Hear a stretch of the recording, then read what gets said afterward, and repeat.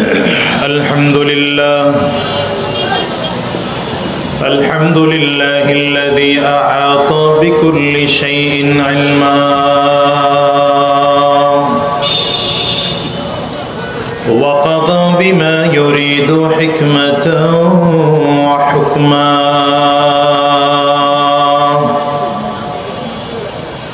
وأنعم بالنعم ابتلاء وامتحانا ونشهد أن لا إله إلا الله وحده لا شريك له ونشهد أن محمدا عبده ورسوله اللهم صل على محمد وعلى آله وصحبه وسلم تسليما كثيرا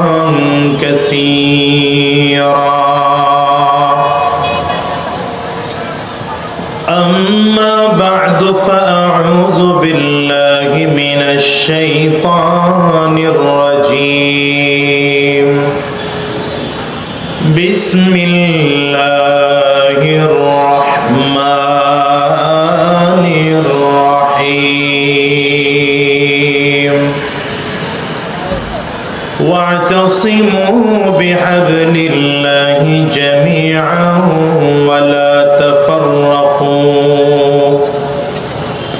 صدق الله العظيم وصدق رسوله النبي الكريم ونحن على ذلك من الشاهدين والشاكرين والحمد لله رب العالمين سبحانك لا علم لنا إلا ما علمتنا إنك أنت العليم الحكيم رب اشرح لي صدري ويسر لي أمري واحلل عقدة من لساني يفقه قولي لا إله إلا الله একটু পিছনে বক্সটা সাইড আর একটু পিছনে لا إله إلا الله হ্যান্ডবিল আছে لا إله إلا الله لا إله إلا الله محمد رسول الله আলম তাজ ইমদাদুল উলুম মাদ্রাসা বালক বালিকা শাখার উদ্যোগে আয়োজিত আজকের এই দ্বিতীয় বার্ষিক ওয়াজ মাহফিল হালকায় জিকিরের মুহতারাম সম্মানিত সভাপতি, সম্মানিত প্রধান অতিথি, বিশেষ অতিথি বৃন্দ, মঞ্চে উপস্থিত জাতির রাহবার, জাতির সরদার সরতাজ হযরত উলামায়ে কারাম, সম্মুখপানে সমবেত দিন প্রিয়, ইসলাম প্রিয়, দিনদার ইমানদার মুমিন মুসলমান মর্দ মুজাহিদ ভাইরা, মুরব্বী বাবাজিরা, যুবক বন্ধুরা, কচি কাঁচা মাসুম বাচ্চারা, পর্দার অন্তরালে অবস্থানরত সম্মানিতা শ্রদ্ধা মা ও বোনেরা, আল্লাহ পাকের শুকর যে আল্লাহ তাআলা আপনাকে আমাকে অত্যন্ত দয়া করে, মায়া করে, মহব্বত করে ভালোবেসে আজকের এই কোরআনী মজলিসে, জান্নাতি বাগানে, ইমানদারদের মজলিস, আল্লাহ ওয়ালাদের মজলিসে যে রব্বে করিম, মওলাই করিম আপনাকে আমাকে বসার তৌফিক দান করেছেন, সে মহান রব্বুল ইজ্জত ওয়াল জালালের দরবারে শুকর আদায় করি। আমরা সকলেই জবান খুলে আওয়াজ দিয়ে জোরে সোরে বলি আলহামদুলিল্লাহ। আমি যে আয়াতে কারিমা তিলাওয়াত করেছি, আল্লাহ রাব্বুল আলামিন বলেন, ওয়া'তাসিমু বিহাবলিল্লাহি জামিআন ওয়া লা তাফাররাকু। আল্লাহ তাআলা এই আয়াতের মধ্যে দুটি নির্দেশনা দিয়েছেন। কথা একই, কিন্তু কথা বলেছেন দুই রকম। আল্লাহ তাআলা গোটা পৃথিবীর মানুষকে উদ্দেশ্য করে, ঈমানদারদেরকে লক্ষ্য করে আল্লাহ বলেন, হে ঈমানদারেরা, তোমরা সবাই আল্লাহর রশিকে মজবুত করে আঁকড়ে ধরো।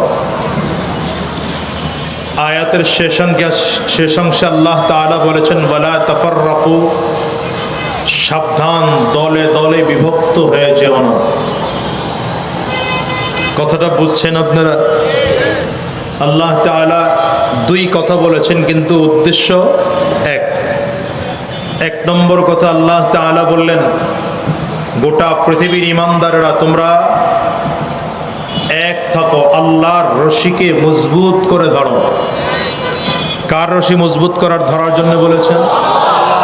আঙ্গুলটা উঁচা করে বলেন দেখি।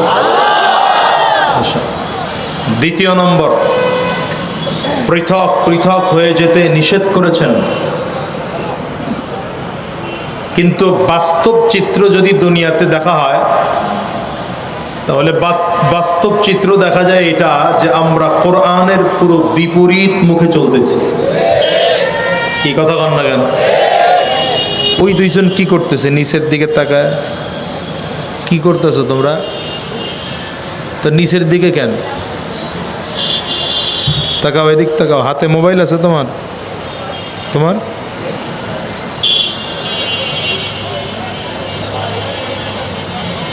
গোটা পৃথিবীর ঈমানদারদেরকে আল্লাহ তাআলা, মুসলমানদেরকে আল্লাহ তাআলা এক হওয়ার জন্য বললেন, পৃথক হতে আল্লাহ নিষেধ করলেন।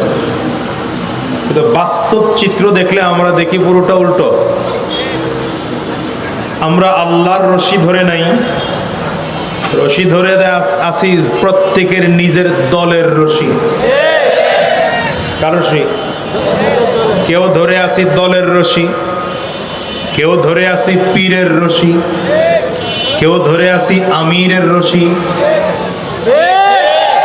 আপনারা কথা কন না তো, জোরে বলেন না তো। কারণ যে যেই দল করে, দুনিয়া গোল্লায় যাক, তার কাছে ওই দলটাই ভালো। কেমন আছে না নাই? যেমন যারা এতদিন ক্ষমতায় আসিল, খাওয়ার উপরেই আসিল খালি। কি কথা বল না? আন্দোলন করলাম, ছাত্ররা আন্দোলন করলেন, জীবনের ঝুঁকি নিয়ে ছাত্রদের আন্দোলনের সাথে মাঠে নামলাম। কথা বলেন না কেন? তখন তো কোনো নেতা টেতা পাই নাই। তখন পুরো যাত্রা বাড়িতেও নেতা আসিল না, পল্টনেও নেতা আসিল না, শাহবাগেও নেতা আসিল না। কি কথা কন না কেন? বিশেষ করে শায়েখে চরমনাই যেদিন ৩রা আগস্ট ঢাকা রাজধানীতে মিছিল নিয়ে নামলেন, আমরাও সাথে ছিলাম, জীবনের ঝুঁকি নিয়ে নেমেছেন। এই গাছে ঝুলন নেতা আসিল কইরা। ৪ আগস্ট শায়েখে চরমনাই আবারও নামলেন, শাহবাগ পর্যন্ত গেলেন, লক্ষ লক্ষ জনতার মিছিল নিয়ে নামলেন। তখনও নেতা টেতা পাই নাই। সর্বশেষ ৫ আগস্ট ছাত্রদের আন্দোলনের সাথে ঐক্যমত হয়ে শায়েখে চরমনাই তথা লক্ষ লক্ষ জনতা নামলেন। তখন নেতা টেতা কাউরে পাই নাই। এখন দেখি ডানে নেতা, বামে নেতা। এতদিন লাল মিয়া খাইতো, এখন কালা মিয়া খায়। কি কথা বলেন না কেন? এতদিন মামায় খাইতো, এখন চাচায় খায়। ব্যাপার যদি এমন হয়, তাহলে এই আন্দোলন করে কোনো লাভ হয় নাই। বরঞ্চ আমরা স্বৈরাচারকে বিদায় করেছি, নব্য কোন স্বৈরাচার এই জমিনে দেখতে চাই না। জালেম বিদায় করেছি, নব্য কোন জালেম দেখতে চাই না। বরঞ্চ গোটা বাংলার মুসলমান ছাত্ররা আন্দোলন করেছে বৈষম্য বিরোধী বাংলাদেশ করার জন্য, ইসলামের বাংলাদেশ করার জন্য। সেদিন আমরাও বুকের তাজা রক্ত ঢেলে দেওয়ার জন্য ময়দানে ময়দানে নেমেছিলাম কোরআনী রাষ্ট্র জমিনে কায়েম করার জন্য।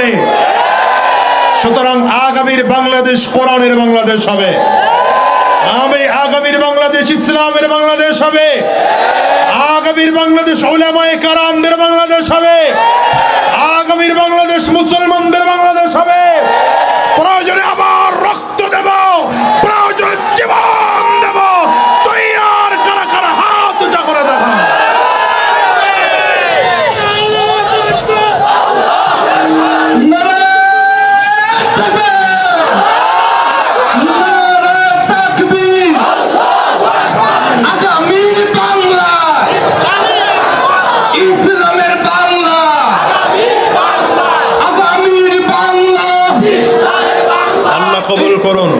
আল্লাহ কবুল করুন, জোরে বলেন আমিন।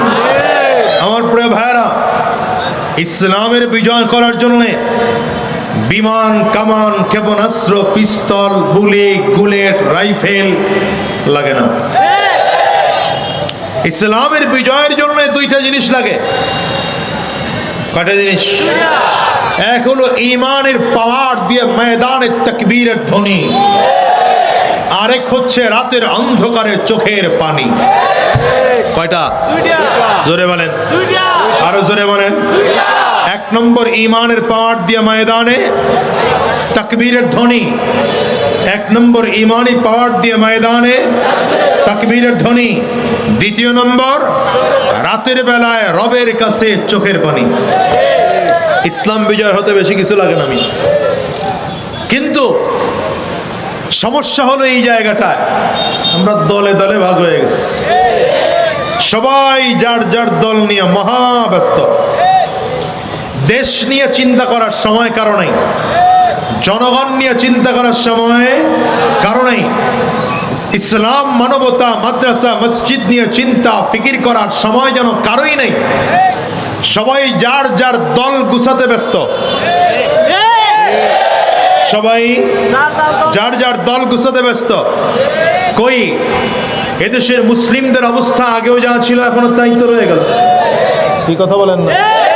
এদেশের কোরআনওয়ালাদের অবস্থা আগেও যা ছিল এখনো তো তাই রয়ে গেল। তাহলে এই কাজগুলো করার দায়িত্ব কাদের? বলেন না কেন? কেউ করবে না। কিন্তু আমরা যারা মাথায় টুপি দিয়েছি, মুখে দাড়ি রেখেছি, সুন্নতি পোশাক পরেছি, 5 ওয়াক্ত নামাজ পড়ি, হাক্কানি আলেমদের সাথে, হাক্কানি পীর মাশায়েখদের সাথে, জামাতে তাবলীগের সাথে আমাদের উঠা বসা আছে।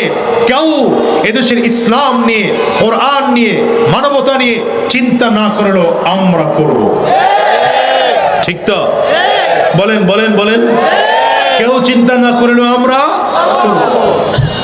এই জন্যে মাঝে মাঝে আমি বলি যে আপনারা বলেন হুজুর, আপনারা হুজুররাই তো এক না, আমরা এক হবো কেমনে? আমি বলি না, হুজুরদের দল এখন যা আছে আরো বাড়লেও অসুবিধা নাই। এটা ঠিক না বুঝা কইছেন, আগে বুঝেন। হুজুরদের দল এখন যা আছে এর থেকে আরো বাড়লেও অসুবিধা নাই। কেন বললাম? এদেশে মসজিদ এখন যা আছে আরো যদি মসজিদ বাড়ে অসুবিধা আছে? এদেশে মাদ্রাসা যা আছে আরো মাদ্রাসা যদি বাড়ে অসুবিধা আছে? কেন? যত মসজিদ আছে সবগুলো মসজিদেই নামাজ 5 ওয়াক্ত হবে। জোহরের নামাজে জোহর সময়ে জোহরের নামাজ হবে, আসরের সময়ে আসরের নামাজ হবে, মাগরিবের সময়ে মাগরিবের নামাজ হবে। নাকি না? আপনাদের এই মসজিদে নামাজ হয় 4 ওয়াক্ত, যাত্রাবাড়ি মাদ্রাসার মসজিদে নামাজ হয় 6 ওয়াক্ত, চিটাগাং রোডের মসজিদে নামাজ হয় 10 ওয়াক্ত।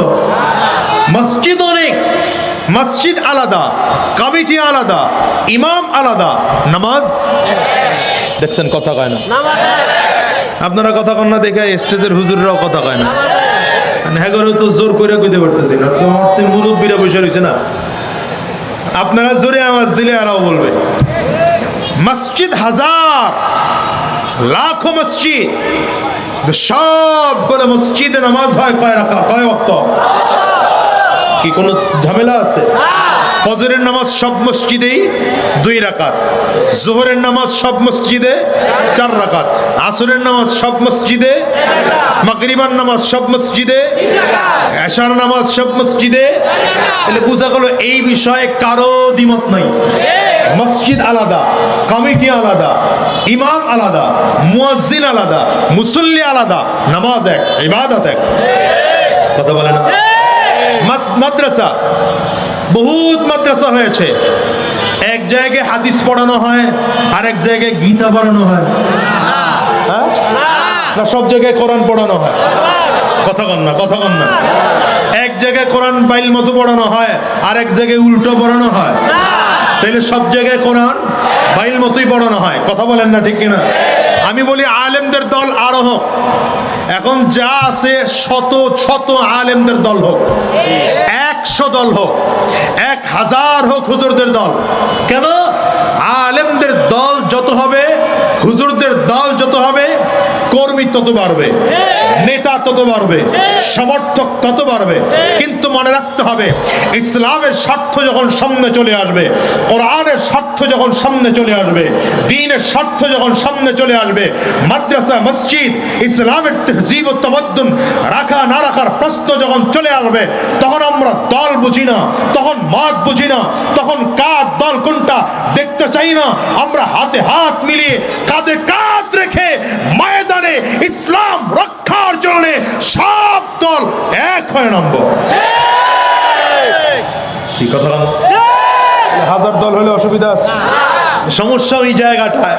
এই দলের মধ্যে আবার কিছু সামসাস কি আছে বলেন না? ঐক্য উলামায়ে কেরাম করতে চাইলেও সামসারা করতে দেয় না। কি কথা কয় না? একদল লোক গিয়ে আল্লামা মামুনুল হক সাহেবরে বলবে, হুজুর আপনি শাইখুল হাদিসের ছেলে, শাইখুল হাদিস, আপনার মতো বেটার পীর সাহেব চরমনের সাথে গিয়ে ঐক্য করা লাগবে, কি দরকার? সমস্যা আসেনি নাই? সাউন্ডটা বাড়ানো একটু। কি আসেনি নাই? আবার আরেক দল চামচান লোকগুলো গিয়া পীর সাহেব চরমনাইকে বলবে, হুজুর আপনার এই বাংলাদেশে মুরিদের সংখ্যা কম আছে, আপনাদের কি প্রয়োজন আছে খালি খালি গিয়া মামুনুল হক সাহেবের সাথে ঐক্য করা? কথা বলে। এই চামচাগুলো কোনোদিন এদেশের ভালো চায় নাই। আসতে বলবেন না, জোরে বলবেন। এই দালালগুলো কোনোদিন এদেশের ভালো চায় নাই, ইসলামের ভালো চায় নাই, কোরআনের ভালো চায় নাই, ঠিক কিনা বলো? বরং এরা বড় বড় উলামায়ে কেরামদের ব্যাপারে কথা বলতেও দ্বিধা করে না, ঠিক কিনা? আওয়াজ করে বলেন। এই জন্য আমরা বাংলাদেশ এটা দেখতে চাই না এক আলেমের আরেক আলেমের বিরুদ্ধে কথা বলবে। আমরা দেখতে চাই একজন আলেম আরেকজন আলেমকে মুহাব্বত করে কথা বলবে, একজন আলেম আরেকজনকে ভালোবেসে কথা বলবে, একজন আলেম আরেকজনকে মুহাব্বত করে কথা বলবে। কেউ কারো বিরুদ্ধে বলবে না। চিল্লায় বলেন ঠিক কিনা? পিছনে বিশুদ্ধর ভাই, একজন আলেম আরেকজন আলেমের বিরুদ্ধে হিংসা করে কথা বলবে না, রাগ করে কথা বলবে না, ঠিক কিনা? আওয়াজ করে বলেন। দুই হাত উঁচা করে বলেন, দেখতে চান কিনা? আপনাদের আর একটা দোষ আছে, এটা বলে বললাম, ওয়াজ একটু পরে করি নাকি? আপনাদের দোষ হলো, যখন ইংরেজরা, কাফিররা, মুশরিকরা আপনার আমার কাছে গুনাহের আমলগুলো খুব সাজায়া গুছায়া, কি কি দেখতেছেন? কেরেন নামতেছে আসমান থেকে না জিবরাইল আইছে?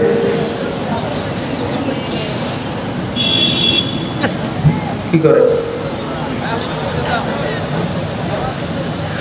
আমি শ্রোতা বেশি দরকার নাই, আমার শ্রোতা কম হোক, কিন্তু মনোযোগী না হলে কথা বলবো না।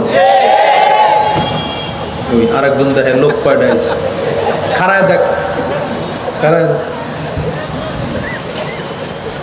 আপনাদের দোষ হলো, কাফির মুশরিকরা গুনাহের আমলগুলোকে মুজাইয়িন করে আপনাদের সামনে উপস্থাপন করে, সাজিয়ে গুছিয়ে উপস্থাপন করে, আর আপনারা মনে করেন আরে এটাই তো অনেক। এই যে আজকে চলতেছে না কিরাত কন্যা, হ্যাঁ, 31st নাইট, হ্যাঁ, কি কথা কন না কেন? ইংরেজি নববর্ষের 1 সালের শেষ দিন, আর 1 সালের এই যে আসার সময় দেখে আসলাম, আমি তো জোহরের পরে বয়ান করছি কিশোরগঞ্জে, তা আসার সময় দেখে আসলাম কত কায়দা কানুন, বিভিন্ন জায়গায় প্যান্ডেল টানানো চলতেছে কাজ, ডেক্সেট নিয়ে আসতেছে, একটা দৌড়াদৌড়ি পারাপারি চলতেছে আর কি। কি হবে? 31st নাইট উদযাপন হবে। এই দেখবেন 12টা বাজতে দেরি আর এক একজনে পটকা ফাটায়া বিল্ডিং শুদ্ধা কাঁপে। কি কথা কও না কেন? আমি বিগত দিনে বলেছি, যারা এদেশে মাহফিল বন্ধ করতে চাও, যারা এদেশের কোরআনের আওয়াজকে বন্ধ করে দিতে চাও, যারা আজানকে বন্ধ করে দিতে চাও, পারলে এই 31st নাইট নামের উদযাপনটাকে বন্ধ করো। লাভ কি এগুলো কইরা? বরঞ্চ এগুলোর কারণে হার্টের রোগী সমস্যা। হঠাৎ করে যখন বিকট আওয়াজ দিয়ে ওই যে একটা বোম ফাটে, কি কথা বল না কেন? এত আওয়াজ শুনলে তো ব্রেইন নষ্ট হয়ে যায়, ঠিক না বেটি? এই কাফের মুশরিকরা বিভিন্ন আমলগুলো, খারাপ খারাপ কাজগুলো আপনার আমার সামনে উপস্থাপন করে, আর আপনি আর আমি এগুলোকে সাজসজ্জা মনে করে করে এগুলো গ্রহণ করি। তো ওরা গণতন্ত্র আপনার আমার সামনে নিয়ে আসে, রাজতন্ত্র নিয়ে আসে, সমাজতন্ত্র নিয়ে আসে, পুঁজিবাদ নিয়ে আসে, আর আপনি আর আমি এগুলো গ্রহণ করি। এখন থেকে ওয়াদা করতে হবে, আমরা আর কাফেরদের পায়ে পায়ে চলবো না, মুশরিকদের পায়ে পায়ে চলবো না, বেঈমানদের পায়ে পায়ে চলবো না। আগামীর দিনে যদি চলতে হয়, উলামায়ে কেরামদের পরামর্শ নিয়ে কোরআন আর সুন্নাহ অনুযায়ী জীবন সাজাবো। কারা ওয়াদা করতে পারবেন তারা বসার থেকে দাঁড়িয়ে আল্লাহকে দেখাবেন। এই দাঁড়ানোটার একটা মূল্য আছে, কিন্তু মূল্যটা বুঝা দাঁড়ান, মূল্যটা বুঝা দাঁড়ান। যে কেউ দাঁড়ায়েন না, বেঈমানদের পায়ে পায়ে চলবো না, মুশরিকদের পায়ে পায়ে চলবো না, কাফিরদের পায়ে পায়ে চলবো না। চললে কোরআন ওয়ালাদের পায়ে পায়ে চলবো, কোরআন ও সুন্নাহ অনুযায়ী জীবন চালাবো। ঠিক আছে তো ইনশাআল্লাহ? বসে যান, আল্লাহ কবুল করুন। আমিন। জোরে বলেন, আওয়াজ করে জোরে বলেন। এখন আমাদের সাথে ওয়াদা করবেন, কিন্তু কিছুদিন পরে যখন পীর সাহেব চরমনায় আপনাদের কাছে ভোট চাইতে আসবে, হুজুরেরা রাজনীতি করার আবার দরকার কি? আল্লামা মামুনুল হক সাহেব যখন আপনাদের কাছে ভোট চাইতে আসবেন, হুজুরেরা আবার রাজনীতি করার দরকার কি? এই জন্য আমি আফসোস করে বলি যে এই দেশে মুসলমানের সংখ্যা 92%, কিন্তু ইসলামী রাষ্ট্র কায়েম হয় না। কেন? সাহাবায়ে কেরামদের ঈমানের কোয়ালিটির ঈমান আপনার আমার নাই। এই কারণে ইন্দোনেশিয়ার দিকে তাকান, ইন্দোনেশিয়া মাত্র 65%, ইন্দোনেশিয়ায় 65% মাত্র মুসলমান। সেই দেশের সরকার 100% মুসলিম বা শরিয়া ভিত্তিতে রাষ্ট্র পরিচালনা করে না। এরপর মুসলমানদের জন্য আলাদা শরী বিধান রাষ্ট্রীয়ভাবে ব্যবস্থা আছে। আমার বাংলাদেশে মুসলমানদের জন্য রাষ্ট্রীয় বিধান মুসলমানদের জন্য আলাদা করে নেই। 92% মুসলমান হয়ে লাভ হলো কি? কথা বলেন, 92% মুসলমান হয়ে লাভ হলো কি?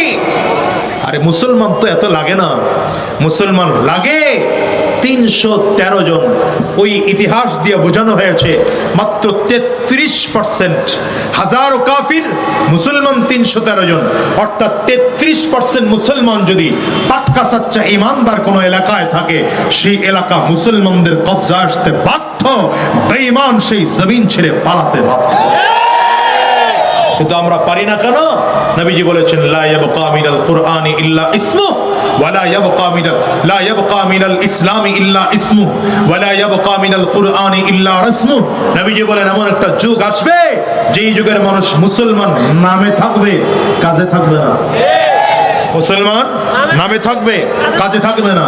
কোরআনের প্রথা থাকবে, কোরআনের বিধান দিয়ে দেশ পরিচালনা হবে না। কি কথা কন? ঠিক কিনা বলেন? এই যুগ তো মনে হচ্ছে আমাদের দেশে চলে আসছে। বদরের ইতিহাস জানেন? মুসলমানরা গিয়ে এমন জায়গায় অবস্থান করেছে যেটা যুদ্ধের জন্য অনুপযোগী জায়গা, নিচু জমিন, বালুময় জমিন, যে বালুর মধ্যে পাড়া দিলে রোদের কারণে বালু শুকিয়ে আছে, ধুলায় পা ডেবে যায়, সামনে আগানো যায় না। বেঈমানরা আগের থেকে সুবিধাজনক জায়গা অবস্থান করেছে, উঁচু জমিন, আবার শক্ত জমিন, নবীজি সাহাবায়ে কেরামদের দিকে তাকিয়ে দেখলেন সাহাবায়ে কেরাম সংখ্যায় মাত্র 313 জন, কাফিররা সংখ্যা হাজারের উপরে। নবীজি সাহাবায়ে কেরামদেরকে ডেকে বললেন, তোমাদের কাছে অস্ত্র কয়টা আছে? হুজুর মাত্র 8টা তরবারি আছে। কয়টা? বলেন কয়টা? এটা কোন যুদ্ধ? যেই যুদ্ধে ইসলাম থাকবে কি থাকবে না সেই প্রশ্ন। এই যুদ্ধে হেরে গেলে গোটা জমিন থেকে ইসলাম নিঃশেষ হয়ে যাবে। সেই যুদ্ধে তরবারি মাত্র 8টা, ঘোড়া মাত্র 2টা, উট মাত্র 70টা। রাহমাতুল্লিল আলামিন সাহাবায়ে কেরামদেরকে বললেন, আমার জন্য ছোট্ট একটা ঝুপড়ি ঘাট তৈরি করে দাও, আমি আল্লাহর সাথে কথা বলবো। আর একটু জোরে বলা যায় না? আওয়াজ করে আরো জোরে বলা যায় না? রাহমাতুল্লিল আলামিন সাহাবায়ে কেরাম ঘুমিয়ে পড়েছে। আমার নবী তাঁবুর মধ্যে ঢুকে নামাজ শেষ করে জায়নামাজে বসে হাত তুলেছেন। বুখারীর বর্ণনা, নবীজি কান্না করতেছেন, আল্লাহুম্মা ইন শি'তা আল্লান তু'বাদ, আল্লাহুম্মা ইন শি'তা আল্লান তু'বাদ। আয় আল্লাহ, তুমি যদি চাও গোটা জমিন থেকে তোমার ইবাদত করনে ওয়ালা মানুষগুলো বিদায় হয়ে যাবে। তুমি যদি চাও আজকের থেকে আর কেউ তোমার জমিনের মধ্যে ইবাদত করবে না। তুমি যদি চাও এই জমিনের মধ্যে আর কেউ তোমার গোলামি করবে না, তাহলে যেমন করে হোক এই কাফিরদের বিজয় দিয়ে দাও, মুসলমানদেরকে পরাজয় করিয়ে দাও। আর যদি তুমি চাও মুসলমানরা কিয়ামত পর্যন্ত তোমার কুদরতি কদমে সাজদা করবে, তুমি যদি চাও ঈমান ওয়ালারা চিরজীবন জমিনের মধ্যে থাকবে, তাইলে কেমন করে করবা জানি না। আল্লাহ মুসলমানদেরকে বিজয় দিয়ে দাও, কাফিরদেরকে পরাজয় করে দাও। রাহমাতুল্লিল আলামিনের দোয়া চলতেছে। হাদিসের মধ্যে আসছে নবীজি সিনা বরাবর হাত উঠিয়ে দোয়া শুরু করেছেন, কারণ সিনা বরাবর হাত উঠিয়ে দোয়া করা সুন্নাহ। ধীরে ধীরে হাত নবীজির উঁচু হচ্ছে, দোয়া চলতেছে, ধীরে ধীরে হাত আরো উপরের দিকে উঠছে, দোয়া চলতেছে, হাত ধীরে ধীরে আরো উপরের দিকে উঠতেছে। এত উপরে উঠে গিয়েছে, হাত এত উপরে উঠে গেল যে নবীজির চাদর সরে বগল মোবারক দেখা গিয়েছে। রাহমাতুল্লিল আলামিন এইবার সাহাবায়ে কেরামদের দিকে সাহাবায়ে কেরাম তাকিয়ে তাকিয়ে দেখেন আমার নবী আবার বসার থেকে ধীরে ধীরে দাঁড়াইতে আরম্ভ করেছেন। আস্তে আস্তে করে নবীজি বসার থেকে পুরোটা দাঁড়িয়ে গিয়েছেন। রহমতের নবী আমার এবার পুরো আঙ্গুলের মধ্যে ভর করে আরো উঁচু হয়েছেন। এমন ভাবে নবীজি দোয়া করতেছেন মনে হয় যেন রব্বে করিমের আরশে আজিমে ঝুলে ঝুলে আমার নবী দোয়া করে। সাহাবায়ে কেরাম নবীজির কান্না দেখে হায়রান পেরেশান হয়েছে। সাহাবায়ে কেরাম আবু বকর সিদ্দিক রাদিয়াল্লাহু আনহু নবীজিকে জড়ায় ধরে কান্না শুরু করেছেন, হাসবুকা ইয়া রাসূলুল্লাহ, যথেষ্ট হয়েছে আপনার, আপনি আর কান্না করবেন না, আপনি কান্না করলে সহ্য করতে পারি না। ও পয়গম্বর, আপনি যদি কান্না করেন আমরা সহ্য করতে পারি না। আপনি তাকায় দেখেন আমরা সব সাহাবীরা আছি, আপনি আর কাঁদবেন না। সাহাবায়ে কেরাম নবীজির চারিদিক ঘিরাও করে দাঁড়িয়ে আছেন। পয়গম্বর, আপনি আমাদেরকে ভুল বুঝবেন না, আমরা মুসা নবীর উম্মত নয়, আমরা মুহাম্মদুর রাসূলুল্লাহর উম্মত। বেঈমানদের বিরুদ্ধে আপনার ডানে থেকে আমরা যুদ্ধ করব, বামে থেকে যুদ্ধ করব, সামনে থেকে যুদ্ধ করব, পেছনে থেকে যুদ্ধ করব, চারিদিক থেকে কাফিরদের জন্য আমরা রাস্তা ছেড়ে দেব না যতক্ষণ আমাদের শরীরে রক্ত থাকবে। একটা ফোঁটা রক্ত থাকা সত্ত্বেও বদরের ময়দান বেঈমানদের জন্য ছাড়ব না।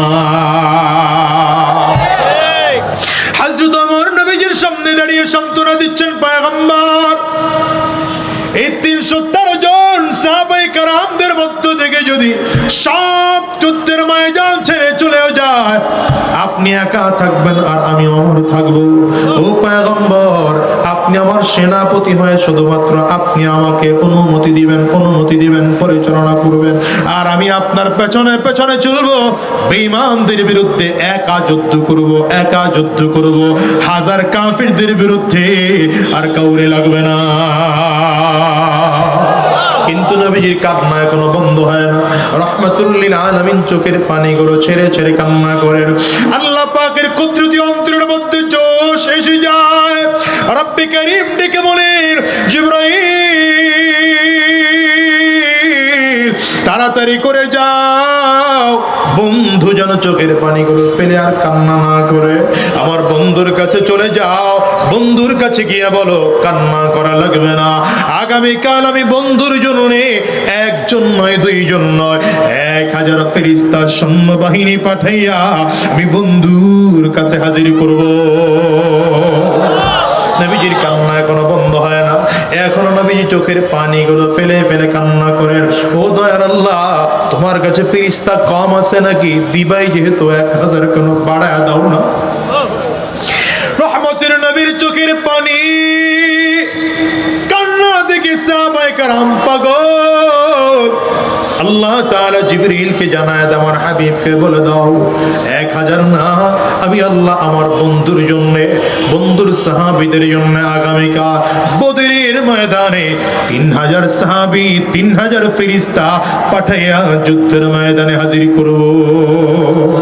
নবীজির কান্না কোনো বন্ধ হয় না, আরো জোরে জোরে কাঁদে, হে আল্লাহ তোমার কাছে ফেরেশতার সংখ্যা মোটেও কম না, 1000 থেকে 3000 বানিয়েছ, আরো একটু বাড়িয়ে দেওয়া যায় না?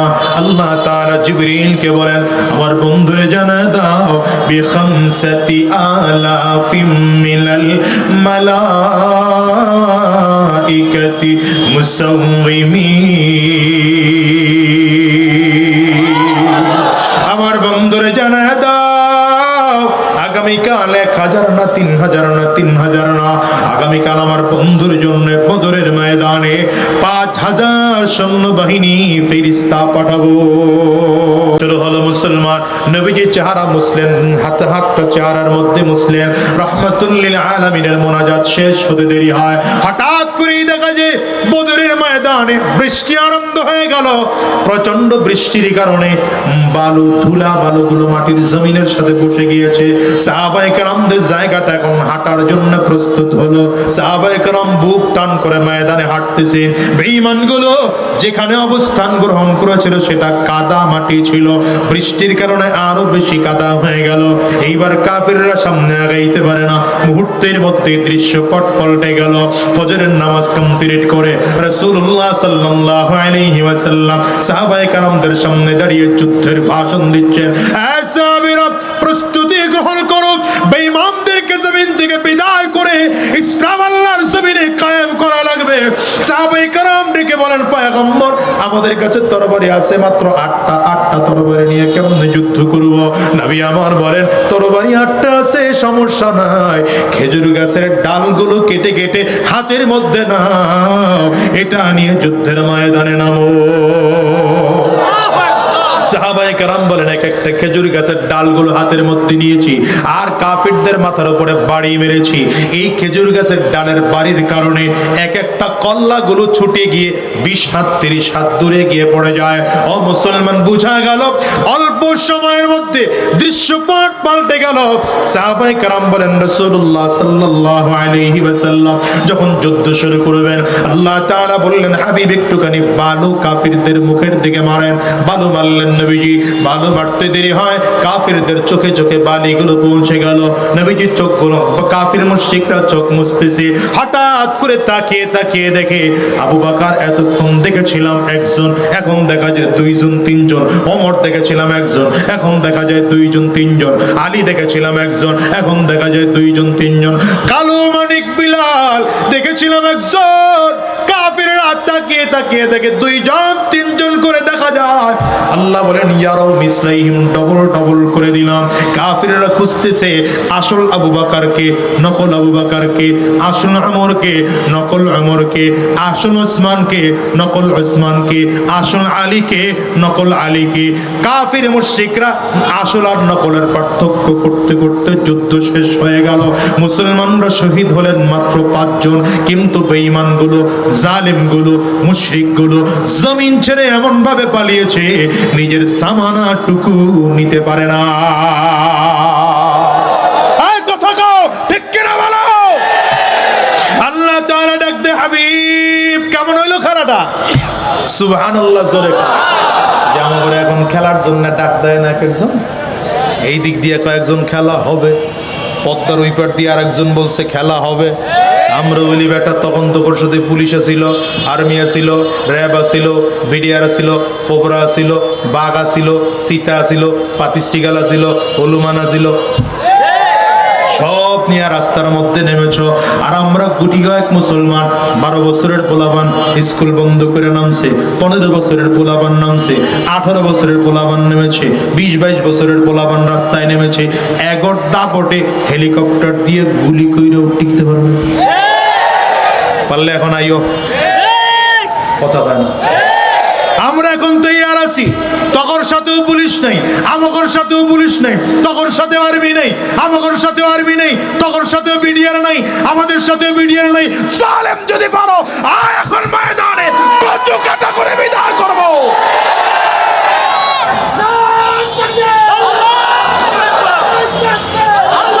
খালি দাপট দেখাও না, খেলা হবে। কতটুকু খেলতে পারো, বুকের তাজা কতটুকু রক্ত আছে দেখি। তোর মা তোকে কতটুকু দুধ পান করেছে, ইমানদাররা কতটুকু মায়ের দুধ পান করেছে। ময়দানে আয়, দেখা হবে তোদের সাথে। কি কথা বল না কেন? এই জন্য বলি শোনো, আলেমদেরকে মাইনাস করে যারা ক্ষমতায় থাকতে চায় ওরা থাকতে পারে না। কথা বলো না কেন? মসজিদ মাদ্রাসার বিরোধিতা করে যারা ক্ষমতায় থাকতে চায় ওরা পারে না। যারা ভবিষ্যতে ক্ষমতায় আসবেন, আসার স্বপ্ন দেখছেন, খালি ফেস্টুন টানায় টানায় নেতাগিরির কি বলে প্রকাশ করতেছেন, আপনারাও ক্ষমতায় যাওয়ার সময় সাবধান, আলেমদেরকে মাইনাস করে ক্ষমতায় যাওয়ার স্বপ্ন দেখবেন না। মাদ্রাসা মসজিদ ইসলাম ও কোরআনের বিরোধিতা করে ক্ষমতায় যাওয়ার স্বপ্ন দেখবেন না, তাইলে 5 আগস্টের মতো আপনাদেরকে বঙ্গোপসাগরে নিক্ষেপ করা হবে, অস্তিত্ব খুঁজে পাবেন না। বেশি করা কথা কয়ে ফেলাইলাম মনে হয়। রাগ উঠতেছে কার কার? হাত তোলেন।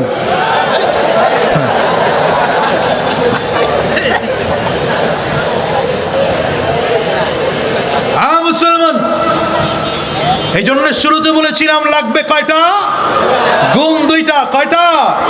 1 নম্বর, ময়দানে ঈমানের পাওয়ার দিয়ে তাকবীরের ধ্বনি।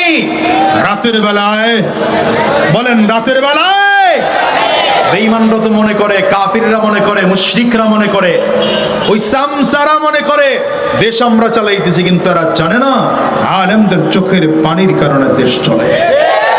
কথা বলেন না কেন? আলেমদের চোখের পানির কারণে জমিন এখনো টিকে আছে, নয়তো মাঝে মাঝে 2-1টা ভূমিকম্প হয়ে লাড়া খায়, আবার আল্লাহ জমিনটারে ঠিক রাখেন। এর বড় কারণ হলো এদেশে কোরআন ওয়ালা বেশি, ঈমান ওয়ালা বেশি, ইসলাম ওয়ালা বেশি, মাদ্রাসা বেশি, মসজিদ বেশি। ঠিক কিনা বলো? রাগ করলেন মনে হয়? রাহমাতুল লিল আলামিন দিনের বেলা ময়দানে বীর বিক্রমে যুদ্ধ করতেন, রাতের বেলা নবীজি দাঁড়িয়ে দাঁড়িয়ে চোখের পানিগুলো ফেলে ফেলে কান্না করতেন।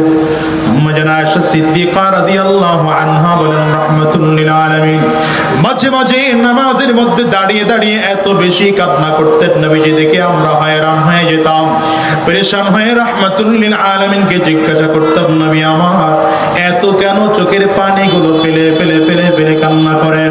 নবী আমার ডেকে বলেন, আয়েশা কেন কান্না করি তুমি কি জানো? আম্মা জান আয়েশা বলেন, পয়গম্বর গফরাল্লাহু লাকা মা তাকদ্দামা মিন যামবিকা ওয়া মা তাআখার, আপনার আগের গুনাহ মাফ, পরের গুনাহ তো আল্লাহ তাআলা মাফ করে দিয়েছেন।